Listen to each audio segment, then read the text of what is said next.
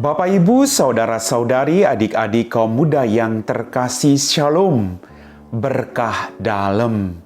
Apa kabar hari ini? Semoga Anda semua selalu dalam keadaan yang sehat. Hari ini kembali kita akan mendengarkan dan merenungkan firman Tuhan. Maka mari kita siapkan hati kita. Tuhan sertamu dan sertamu juga. Inilah Injil Yesus Kristus menurut Santo Matius, dimuliakanlah Tuhan.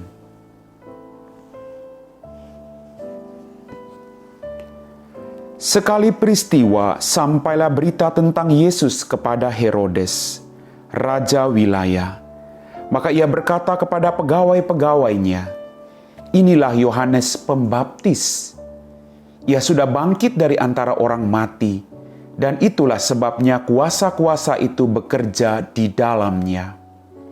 Sebab memang Herodes telah menyuruh menangkap Yohanes, membelenggu dan memenjarakannya berhubung dengan peristiwa Herodias, istri Filipus, saudaranya. Sebab Yohanes pernah menegur Herodes, "Tidak halal engkau mengambil Herodias."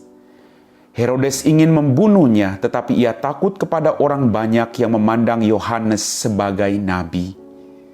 Tetapi pada hari ulang tahun Herodes, menarilah putri Herodias di tengah-tengah mereka dan menyenangkan hati Herodes, sehingga Herodes bersumpah akan memberikan kepadanya apa saja yang dimintanya.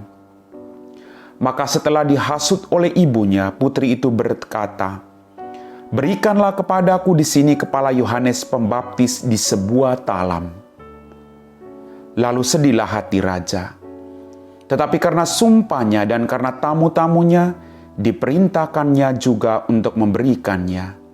Disuruhnya orang memenggal kepala Yohanes di penjara dan membawanya di sebuah talam, lalu diberikan kepada putri Herodias, dan putri Herodias membawanya kepada ibunya. Kemudian datanglah murid-murid Yohanes Pembaptis, mengambil jenazah itu dan menguburkannya. Lalu pergilah mereka memberitahu Yesus. Demikianlah sabda Tuhan. Bapak, Ibu, saudara-saudari, adik-adik kaum muda yang terkasih, hari ini gereja seluruh dunia merayakan peringatan wajib Santo Ignatius dari Loyola, seorang imam. Dalam bacaan Matius pada hari ini, kita mendengar bahwa bertindak dengan mengatakan kebenaran dan membela keadilan selalu tidak pernah mudah. Untuk mengatakan kebenaran selalu ada tantangannya. Kadang ketika kita mau mengatakan kebenaran, kita takut dimusuhi orang, takut tidak disenangi oleh orang lain. Maka kadang kita menyimpan untuk diri kita sendiri. Tetapi justru hari ini, kita diajar oleh Santo Yohanes Pembaptis untuk senantiasa mengatakan kebenaran, bukan untuk keselamatan diri sendiri, tapi juga keselamatan orang lain yang mana kita punya niat baik untuk menegurnya. Bapak, Ibu, saudara-saudariku yang terkasih, dalam perjalanan hidup kita, masing-masing orang punya kesalahan. Masing-masing orang punya kelemahan. Maka kita harus berjuang untuk membawa mereka kembali ke jalan yang benar. Kadang ada ketakutan.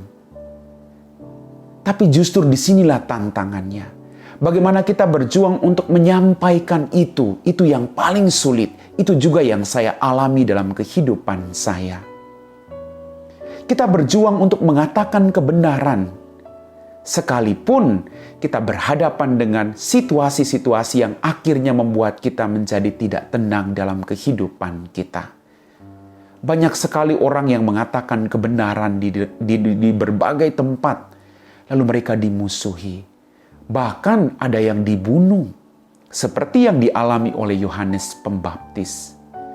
Tetapi justru disinilah panggilan kita untuk mewartakan kebenaran dalam kehidupan kita masing-masing.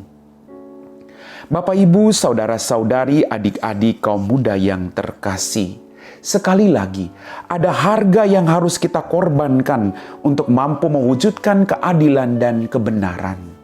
Harus ada yang kita korbankan.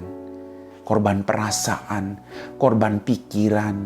Banyak sekali yang harus kita korbankan untuk kebenaran itu sendiri.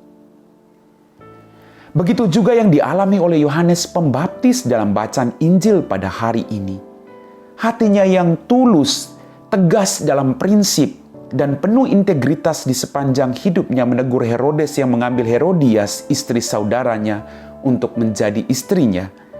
Dia tidak takut mengatakan kebenaran, meskipun yang salah ada di hadapannya ini adalah seorang raja yang penuh kuasa. Sikap tegas dan beraninya melahirkan rasa benci dan dendam mendalam pada diri Herodes dan Herodias. Maka akibat yang dia terima adalah kematian dengan cara yang sangat tragis. Bapak, Ibu, saudara-saudariku yang terkasih, mampukah kita melakukan demikian seperti yang dilakukan oleh Yohanes Pembaptis? Jujur, saya kadang takut. Takut dicap saya jauh lebih baik dari orang lain. Takut saya dicap sok suci.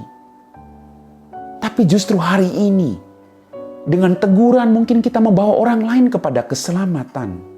Ketika suamimu salah, istri menegur suami. Ketika istri salah, suami menegur istri. Atau ketika anak-anaknya salah, orang tua punya tanggung jawab untuk menegur anak-anaknya. Ini suatu panggilan, suatu tugas perutusan kita, di mana kita tidak selamat sendiri, tapi juga membawa orang lain kepada keselamatan. Maka mari Bapak, Ibu, saudara-saudariku yang terkasih, pertanyaan buat kita renungkan hari ini. Apakah kita berani mengatakan kebenaran dan memperjuangkannya di tengah situasi kehidupan kita yang banyak terjadi penyelewengan dan ketidakadilan? Mampukah kita? Mari kita berani Bapak, Ibu. Kita mohon rahmat dari Tuhan, agar kita tidak sendirian, tapi kita bersama-sama dengan Tuhan.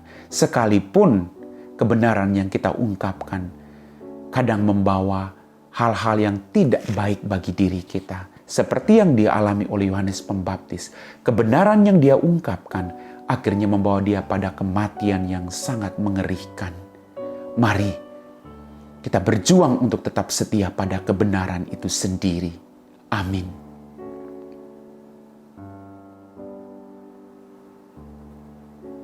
Bapak, Ibu, saudara-saudari, adik-adik kaum muda yang terkasih, kita telah diteguhkan oleh firman Tuhan dalam kisah tentang Yohanes Pembaptis yang dipenggal kepalanya.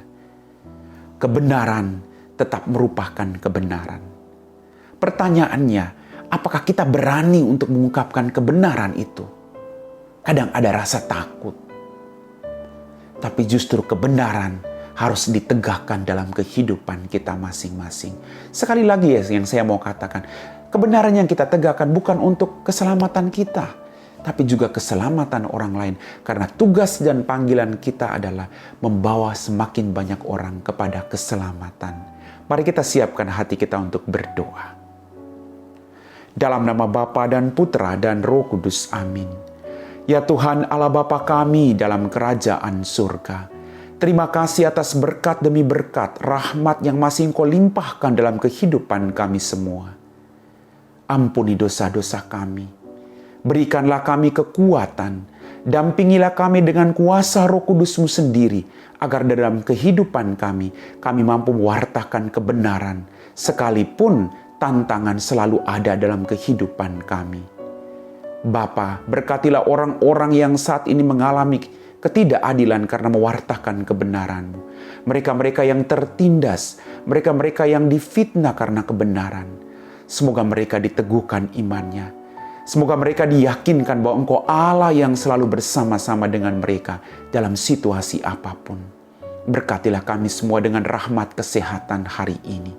Kami puji Engkau Bapa, kini dan sepanjang segala masa. Amin. Tuhan sertamu dan sertamu juga. Semoga kita sekalian, orang-orang yang kita doakan, diberkati oleh Allah yang Maha Kuasa. Dalam nama Bapa dan Putra dan Roh Kudus. Amin.